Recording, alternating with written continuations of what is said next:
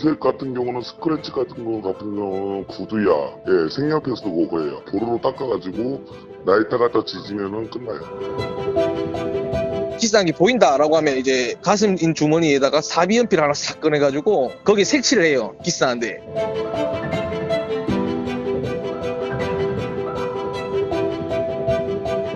그 라인에 있는 근무하는 사람들을 사람 취급을 잘 안 했어요. 그냥 기계 취급. 반장이 이제 안에 통로에 넘어와서 에어건으로 그냥 바깥으로 먼지가 작업자들한테 그냥 뿌려요. 그 이유가 이제 근무자에 대한 차이죠. 근로 차이. 보통 퇴직금을 안 주려고 그냥 1년 내에 다 잘라버리거든요. 매번 신입들이 들어와야 돼요. 작업 숙달 정도가 많이 다르기 때문에 그래서 품질 자체도 문제가 좀 더 많이 있지 않냐. 불량을 자꾸 만들고 쓰레기 차요. 쓰레기 차요. 아니요, 그게 전부 다 사실이라서 아. 딱히 바로 잡을 수 있는 뭐 그런 얘기는 없어요. 예, 내부 고발 영상 3주 전에 처음으로 공개되고 나서 여러모로 큰 화두였습니다. 조회수는 150만 회를 넘어섰고 포털 사이트 검색어 순위에도 상단에 등장하게 됐습니다. 처음 보시는 분들에게는 다소 충격적이었을 수도 있을 것이고 원래 그렇다는 것을 알고 있던 분들도 계셨을 것이고 여러 가지 의문이 생기는 분들도 계셨을 것 같습니다. 오늘은 그 의문들을 조금 해소할 수 있지 않을까 합니다. 이런 주제가 있을 때마다 언급을 드리지만 저희 영상을 오랫동안 봐오신 독자분들은 이런 목소리를 낼 수 있는 것은 첫 번째로 구독자분들의 많은 제보가 기반이 되고 있기 때문에 그럴 것이고 두 번째는 저희를 후원하거나 하는 광고주가 없기 때문일 것입니다. 이 얘기는 다시 말씀드리자면 이러한 컨텐츠가 계속 나올 수 있게 하는 힘은 온전히 영상을 보시는 분들로부터 나오는 것이기 때문에 구독과 좋아요를 비롯한 여러분의 꾸준한 관심을 부탁드리겠습니다. 오늘 영상을 미리 보신 것처럼 지난번 내부 고발 때와는 다르게 제보 주신 분은 인터뷰를 흔쾌히 수락해 주셨고 익명 요구도 없으셨습니다. 그러나 내부 고발자의 증언이라는 것은 3주 전과 동일합니다. 저희와는 한 달 전쯤에 소렌토 ISG 결함 문제로 피해를 겪고 있는 차주로 인터뷰를 진행하신 바 있고 오늘은 현대차 생산직으로 근무하신 경력이 있는 내부 고발자로 인터뷰를 진행하게 됐습니다. 저희에게 추가로 제보 주실 내용이 있다고 하여 오늘 인터뷰를 또 진행하게 됐습니다. 새로운 내용 그리고 지난번 내용을 크로스 체크할 수 있는 시간이 될 것 같습니다. 물론 저희들은 제조사 측에 반론이 있다면 반영을 해드리도록 하겠습니다. 또 제조사 측에서도 이에 대해 추가 입장을 내놓을 수 있는 것이니까 만약 있다면 이 내용도 저희가 다룰 수 있도록 하겠습니다. 김재현 씨 나와 계시죠? 네. 예, 저희가 한 달 만에 인사를 드립니다. 많은 분들이 궁금해하실 것 같은데 문제가 됐던 차는 수리가 어떻게 진행되고 있습니까? 수리는 현재 진행한 건 없고요. 예, 며칠 전에 이제 디루고 장치에 대해서 본사 측에 답변이 왔다고 제 전화를 받았고요. 그 내용은 뭐 엔진, 미션, 그리고 브레이크 계통 쪽하고 세 가지 다 문제가 있고 그에 대해서 뭐 기아 측 본사에서도 지금 해결하려고 하고 있다라고만 답변 받았어요. 본사 측에서 세 가지 장비에 문제가 있다고 인정을 한 건가요? 그렇죠. 세 가지 모두 다 이제 혼합적으로 문제가 있으니까 일단은 뭐 기다려달라 그렇게만 얘기했죠. 알겠습니다. 오늘은 사실 소렌토에 대한 후속 보도가 아니고 어쩌다 보니까 그 내부 고발에 대한 후속 보도가 된 것 같은데요. 지난번에 현대차 내부 고발자 영상이 나간 이후에 저희 측으로 또 따로 연락을 주신 이유가 있습니까? 그거는 이제 현대자동차의 제일 마지막 조립 공정이고 제가 근무했던 데는 이제 각 부품들을 조립을 해서 현대자동차 생산 라인으로 보내지는 그 업체였거든요, 제가. 다른 문제일 수도 있지만, 그 현대자동차 마지막 공정에서도 그런 문제가 있듯이, 그 제가 근무했던 곳도 그런 문제가 있죠. 그래서 제보하게 됐죠. 방금 전에 말씀 주셨던 것처럼 현대차 생산직 쪽에서 일을 하셨다고 하셨는데 정확히 어떤 부서에서 일을 하셨고 언제까지 근무를 하신 겁니까? 2015년 12월 달부터 해서 16년 8월 달 정도까지 현대 모비스에서 근무를 했고요. 우리가 일명 이제 차 안에 타면 이제 센터페시아라고 해가지고 대시보드하고 이제 관련된 전부 있잖아요. 예. 네, 그쪽 라인에서 일을 했죠, 제가. 아, 현대모비스 안에 있는 생산 라인에 근무를 하신 거라고요? 예, 그렇죠. 알겠습니다. 지난번 제보자랑은 다르게 그 익명 요구도 따로 없으셨고 사실상 거의 모든 정보를 오픈해도 괜찮다고 하셨는데 그 이유가 따로 있으십니까? 저는 솔직히 말해서 뭐 부득이하게 뭐 피해를 볼 것도 없고 이제 근무를 한 지도 좀 오래됐기 때문에 따로 익명 요구를 하지 않았어요. 아, 알겠습니다. 지난번에 제보해 주신 분과는 별도로 추가적으로 현대차 생산 관련해서 제보 주실 것이 있다고 하셨는데요. 네. 그 어떤 사례들이 좀 대표적입니까? 일단 제가 근무했던 공정이 이제 공조기를 이제 조립하는 공정이었고요. 예, 이제 공조기 외관상 보면 이제 플라스틱 깨진 게 보여요, 한 번씩. 왜냐면 저희가 대차가 들어오면 그 대차에 있는 부품들을 각 공정마다 뒤에 이렇게 한 대씩 들어가 있거든요. 예, 제가 공조기 조립할 때 이제 공조기를 유관 검사를 해요. 흔들어 보기도 하고, 문제가 있으면 이제 조장이나 반장한테 얘기를 해요. 예, 일단은 거의 다 웬만하면 다 통과된다 보시면 돼요. 외관상에 살짝 좀 깨짐이 있더라도 패스. 안에서 흔들었을 때 잡소리가 난다. 그래도 패스. 무조건 다 그냥 올려 조립하고, 그리고 이제 옆에 공정이 일명 대시보드를 올리는 공정이었거든요. 예, 근데 기스가 난 게 보이면 일단 우리가 조치를 할 수가 없으니까 조장이나 반장을 불러요, 무조건. 그럼 보통 이제 반장이 오는 편인데, 반장이 오면 이제 기스 난 거를 확인을 해요. 이제 기스 난 게 보인다라고 하면 이제 가슴인 주머니에다가 사비연필 하나 싹 꺼내가지고 거기에 색칠을 해요, 기스 나는데. 그러고 살 한번 닦고 티가 안 나면 그냥 다시 조립해서 보내요. 이건 지난번 영상하고 어느 정도 맞는 부분이 있는 거네요. 그렇죠. 이게 거기서 그렇게 하듯이 밑에 공정부터 먼저 시작을 하는 거죠, 그게. 그러면은 그때 당시 제보자분은 후속 공정인 거고, 그리고 지금 김재현 씨 같은 경우는 중간 과정인데, 중간 과정도 그때처럼 문제가 생겨도 그 컨펌자들이 그냥 내보내라, 이렇게 해서 나간다는 말씀이시죠? 그렇죠. 알겠습니다. 안 그래도 지난번 영상에서 가장 크게 이슈가 된 부분이기도 하고, 그리고 또 동시에 가장 논란이 컸던 게 품질 관련 문제였을 것 같습니다. 특히나 검수 관련해서 생산 쪽에서 알고도 모른 척 차를 내보낸다. 방금 전에 말씀 주셨던 것처럼 색연필이나 구두약을 쓴다는 말도 있었는데 이것도 사실인 거네요. 그렇죠. 사실인 부분도 있고, 그렇게 뭐 심하게 하진 않아요, 모비스에서는. 아, 모비스에서는 그렇게 심하게 하진 않는다. 그렇죠. 뭐 발로 차거나 뭐 그렇게 하진 않고, 예, 보통 우리는 QC 마지막에 컴퓨터로 뭐 꼽아가지고 테스트를 다 하거든요. 예. 그때 다 걸리기 때문에 그렇게까지 넘어가고 그렇게 할 수는 없어요. 그 한 가지 이해가 안 되는 것이 있는데요. 그러니까 뭐 대시보드라든가 공조장치 같은 거는 모비스에서 다 조립을 한다는 말씀이십니까? 그렇죠. 모비스에서 각 파트 조립된 거를 차에 실어가지고 보내면 그거를 이제 현대자동차 1차 하청에서 조립을 하는 거죠. 예. 그 모비스 측에서 조립이 완료되고 현대차 공장 생산 라인으로 가는 과정이겠네요. 그렇죠. 알겠습니다. 최근 몇 달간 발로 조립한다는 내용이 크게 이슈가 됐는데요. 아마 그 이유는 굳이 짐작하지 않아도 보시는 분들께서 모두 알고 계실 것 같은데 이 외에 납득하지 않을 만한 사례가 또 있었습니까? 솔직히 사례 같은 거는 잘 없고요. 예, 그렇게 조립될 만한 이유가 제가 생각했을 때는 개인적인 생각인데 그 라인에 있는 근무하는 사람들을 제가 있던 당시에는 사람 취급을 잘 안 했어요. 그냥 기계 취급. 그러다 보니까 품질에 대해서 좀 떨어지지 않나 그런 생각을 하는 거죠. 그 사람에 대한 관리가 잘 안 됐다 이렇게 이해를 하면 되겠습니까? 그렇죠. 제가 있을 때 근무할 때 당시에 이제 사무실에서 그 생산 빠지는 대수를 항상 체크를 해요. 예, 그러면 대수가 좀 늦게 빠진다 싶으면 내려와요, 관리자가 위에서. 왜 늦게 빠지냐부터 시작해서 조사를 다 하고, 그 다음에 또 실제로 있었던 일은 제가 이제 그 조립하고 있을 때 반장이 중간 라인 이제 안에 통로에 넘어와서 에어건으로 그냥 바깥으로 먼지 작업자들한테 그냥 뿌려요. 아, 에어건을 작업자한테 뿌린다는 말씀이시죠? 네, 먼지 그냥 다 마시라고 그냥 밑에 그냥 뿌려버리는 거예요. 그 한 가지 궁금한 게 있는데요. 작업이 늦어지는 이유에는 대표적으로 어떤 게 있습니까? 이제 제가 근무했을 때 그 공정이 1번부터 해서 한 22번까지 있는 공정으로 기억이 나는데, 얼핏. 네. 그 공정 중 앞 공정이나 뒷 공정이든 이제 하나라도 문제가 있기 시작하면 라인을 다 세울 수밖에 없는 구조예요. 예. 그렇기 때문에 이제 좀 밀리는 경우가 가끔 나오기도 하고, 또는 이제 뭐 부품 조달이라든지 뭐 그런 예외적인 상황이 있죠.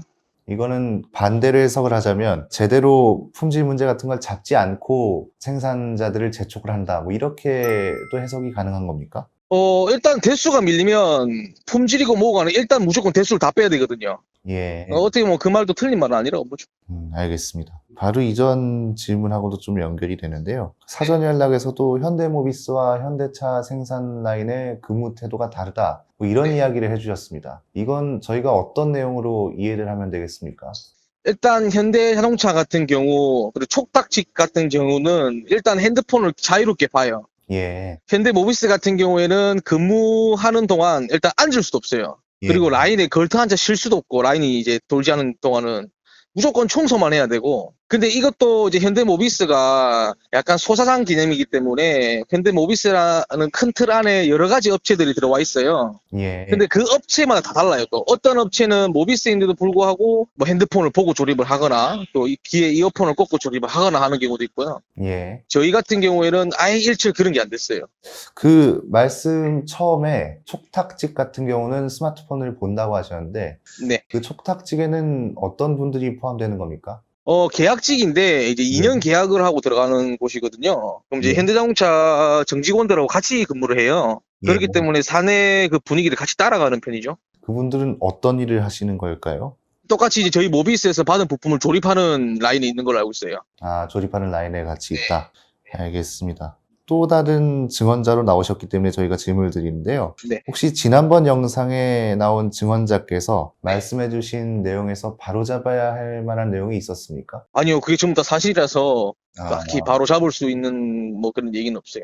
일각에서는 사실이 아니다, 뭐 아니면은 저 사람이 생산직에 있었던 사람인지 어떻게 아냐, 뭐 이렇게도 얘기를 하는데 네. 그 현대모비스에서 일하신 증언자 입장에서 보면은 다 사실이다 이 말씀이신 거죠? 그렇죠. 제가 근무를 했을 당시에도 그런 게 보였으니까 그 분위기가 좀 더 자유로운 곳은 얼마나 더 심했겠냐라는 게 다 가늠이 되죠. 말씀 주신 바로는 근무하신 모비스 부서보다 네. 지난번에 증언해주신 제보자분의 근무 환경이 좀 더 자유로웠다, 뭐 이렇게 저희가 이해를 하면 될까요? 그렇죠. 작업복부터 차이가 많이 나니까요. 아, 모비스에서는 작업복을 어떻게 입으셨나요? 딱 그 지급해주는 유니폼이 있어요. 예. 그것만 입어야 돼요. 아, 그것도 모비스도 부서마다 다른가요? 거의 대부분 다 비슷하다 보시면 돼요, 이거는. 알겠습니다. 갑자기 좀 궁금한 건데요. 그 당시에 좀 만드셨던 차종이 어떤 겁니까? 다른 건 기억이 안 나고 제가 있던 라인은 투싼 라인이요. 예, 투싼의 그 센터페시아랑 대시보드 같은 건 조립을 하셨던 거죠? 그렇죠. 알겠습니다. 이 문제를 좀 공론화해야겠다고 마음먹으신 이유가 따로 있으십니까? 현대차든 기아차든 생산하는 거에 대해서 반성을 좀 많이 했으면 하고요. 예, 품질 관리 같은 경우에 뭐 철저히 한다라고 하는데 철저히 안 되는 경우가 훨씬 많아요. 예, 그 이유가 이제 근무자에 대한 차이죠. 근로 차이. 대우하는 것부터 시작해서 제가 또 근무할 때 당시 현대모비스 같은 경우에는 1년을 채우지 못해요. 왜냐면 계약직이기 때문에 제 추측으로는 1년 넘으면 퇴직금을 지급을 해야 되니까 보통 퇴직금을 안 주려고 그냥 1년 내에 다 잘라버리거든요. 예, 그러면 매번 신입들이 들어와야 돼요. 아무리 해도 몇 개월간 근무했던 근로자랑 처음 들어왔던 근로자는 작업 속달 정도가 많이 다르기 때문에 그래서 품질 자체도 문제가 좀 더 많이 있지 않냐. 그래서 근로자에 대한 이 우대를 좀 더 잘했으면 하는 편이죠. 그 말씀 주신 그 조립 공정에서 숙련된 작업자가 나올 수 없다는 구조가 되겠네요. 그렇죠. 모비스 지금은 좀 달라졌습니다. 지금은 노조라는 게 생겼기 때문에 모비스도 완전 달라졌지만 저 있을 당시에서는 아예 그런 게 없었죠. 예, 그 한 가지 좀 짚을 만한 게, 그러니까 노동자 간에 우대를 하지 않는다. 그 생산직 관리자가 생산직에 있는 사람을 우대하지 않는다는 건지, 아니면은 현대차 본사 측에서 생산 관리직들을 우대하지 않는다는 건지, 어떤 쪽이 좀 맞는 겁니까? 사내 그러니까 같은 라인에 근무하는 사원들끼리 예. 얘기죠. 현대 본사는 그렇게 관심도 없어요, 모비스 쪽에. 알겠습니다. 마지막 질문이 될 것 같은데요. 최근에 현대차 반로 조립, 뭐 유튜브 조립 이런 키워드가 여전히 이슈입니다. 이 문제에 대해서 하고 싶은 말씀 있으십니까? 좀 사내 이제 직원들의 대우를 좀 높여주고 그렇게 되면 자율적으로 좀 더 이제 규제에 대해서 잘 따르지 않을까. 예, 그리고 관리 감독 같은 것도 좀 철저히 했으면 그러면 이제 좀 없어지지 않겠나 싶습니다. 알겠습니다. 이 정도 내용이면 저희가 충분히 정리가 된 것 같고요. 네. 그 현대차 생산 라인에서 근무를 했던 김재현 씨의 증언이었습니다. 오늘 말씀 감사합니다. 네, 수고하십시오. 예. 예, 최근 현대기아차의 조립 품질 문제가 계속해서 발견되고 있다는 것이 어쩌면 실수가 아니라 당연한 것일 수도 있겠다는 생각이 들 수도 있는 인터뷰가 아니었나 합니다. 생산 근로자들의 근무 태만이 문제가 된다는 것은 지난번 내부고발자의 증언과 오늘 김재현 씨와의 인터뷰 내용이 분명 일치합니다. 회사 역시 이것을 근절하거나 개선하고자 하는 의지가 잘 보이지 않는 것이 사실입니다. 지난번 내용이 나가고 나서 사실이 확인되지 않은 의도적인 프레임을 피해갈 수 없었습니다. 고발자의 증언이 지어낸 가짜뉴스라는 것부터 시작하여 저희를 향한 공격, 이른바 현가 프레임으로 내용의 본질을 흐리는 행위도 어렵지 않게 찾아볼 수 있었습니다. 그들에게 이 프레임은 어떤 역할을 하는가? 그러한 행위에 대한 생각은 다음과 같습니다. 우리가 구해내야 할 것은 BBC 자체가 아니라 공익방송이며 그 시기가 가까워짐에 따라 두려움을 느낀다. 영국의 언론 비평가 데니스 포터가 과거 BBC를 두고 했던 말입니다. BBC의 시작은 상업적인 것과 거리가 멀었습니다. 역사가 시작될 당시 BBC는 권위를 좋아하는 보수당과 사적 기업을 싫어하는 노동당이 의회에서 합작해낸 기관이었고 정치적, 경제적 통제로부터 벗어나 공적인 문제를 다루는 정보 제공자의 역할이 강조됐습니다. 그러나 BBC도 자율성을 침해하는 외부의 압박으로부터 자유롭지 못했습니다. 70년대 이후 BBC 구성원들은 특권을 지닌 독선적 좌파라는 공격을 받았고 민영화라는 압박도 끊이질 않았습니다. 미국 공영방송 PBS가 받던 공격도 크게 다르지 않았습니다. 보수 진영과 진보 진영 양쪽이 PBS를 공격했습니다. PBS를 표현하는 가장 적절한 말이 동네북이라고 할 정도였습니다. 이 덕에 연방정부의 PBS 예산 지원도 갈수록 깎여나갔습니다. 어느 사회든 공영방송은 정치적이거나 경제적으로 늘 압박의 대상이었다는 것을 잘 보여주는 사례입니다. 이 얘기는 공영방송에만 해당될까? 자동차를 다루는 채널에게도 이러한 압박과 싸움은 존재합니다. 그 어떤 주제를 다뤄도 특정 제조사를 무작정 까거나 반대로 무작정 옹호하는 쪽으로 몰아붙여 중심 내용의 본질을 흐리는 행위, 비단 공영방송뿐 아니라 하나의 작은 채널에게도 분명 존재할 것입니다. 선거철과 같은 중요한 정치적 사건이 벌어지면 언론이 어느 쪽으로부터든 공격을 받는 것처럼 자동차를 주제로 하는 채널 역시 특정 제조사에 대한 중요한 사건이 벌어지면 어느 쪽으로부터든 공격을 받습니다. 저 역시 본의 아니게 늘 맨 앞에서 공격을 받아왔기 때문에 괜찮아지겠거니 하다가도 고민에 빠지는 일이 허다합니다. 누군가는 아는 사람끼리 왜 그러냐 핀잔을 주기도 했고 누군가는 큰 잘못이 아닌데 왜 큰 잘못처럼 보도를 하냐 항의하기도 했습니다. 물론 입에 담기도 어려운 혹은 사실관계가 확인되지도 않은 말들도 더 많았습니다. 결론을 말씀드려야겠죠. 그럼에도 불구하고 저희는 끊임없이 질문하고 지금의 방향대로 나아갈 것입니다. 따지고 보면 그들이 흔히 말하는 건드리지 말아야 할 대상은 지금껏 건드리지 않았기 때문에 그렇게 된 것은 아닐까. 언론은 동네 북이다. 자고로 북소리는 두들길수록 커집니다. 오늘의 비하인드 뉴스였습니다. 정차할 때마다 심한 진동이 생긴다는 중대한 결함이 이슈가 되는데도 인기 모델들의 인기가 계속해서 유지되는 적당히 지저대다가